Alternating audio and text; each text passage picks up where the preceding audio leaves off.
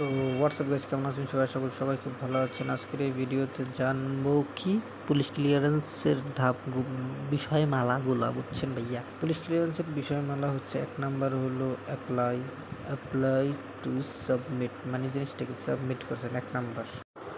2 number হইতেছে আপনার payment receive. এগুলা করতে কিন্তু কোনো সময় লাগে না, মাত্র ধরেন 1 ঘন্টা সময়। 3 নাম্বার হইল আন্ডার ভেরিফিকেশন। যে সময় আপনি আবেদন করবেন ওই সময় থানায় যায়া ভেরিফিকেশন আপনি দিয়ে দিবেন, নিজে খাড়াইয়া, ঝামেলা শেষ। ভেরিফিকেশন দিয়ে তারপর দিয়ে প্রিন্টের প্রসেস হয়ে যাবে, এটা মাত্র 1 দিনের ভিতরেই মনে করেন কমপ্লিট। তারপরে 5 নম্বরে সার্টিফিকেট প্রিন্ট, এটা ওই 1 দিনের ভিতরে প্রিন্ট হয়ে যাইব। তারপরে 6 নাম্বার হইল ওসির সিগনেচার, এটা 3 দিন লাগবো। 7 নাম্বার হয়েছে যে এসবি অফিসের ওই ডিসি আর হইলে এসপির সিগনেচার, একজন সিগনেচার দিলেই হয়, ওইটাও আপনার 2 দিন লাগবো।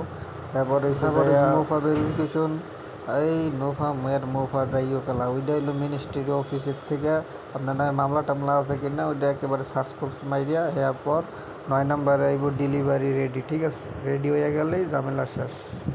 রেডি দিব, ওই সময় আপনার এসবি অফিস আছে নিজ নিজ জেলার, ওই এসবি অফিসে যাইয়া আস্তে রুপিটা কালেক্ট করিয়া 10 নাম্বারে ডেলিভারি দেখা দিল, এত তারিখে আপনার জিনিসটা লিয়ে গেছেন, ঝামেলা শেষ, খালাস। ভিডিওটা এই পর্যন্তই। আসসালামু আলাইকুম।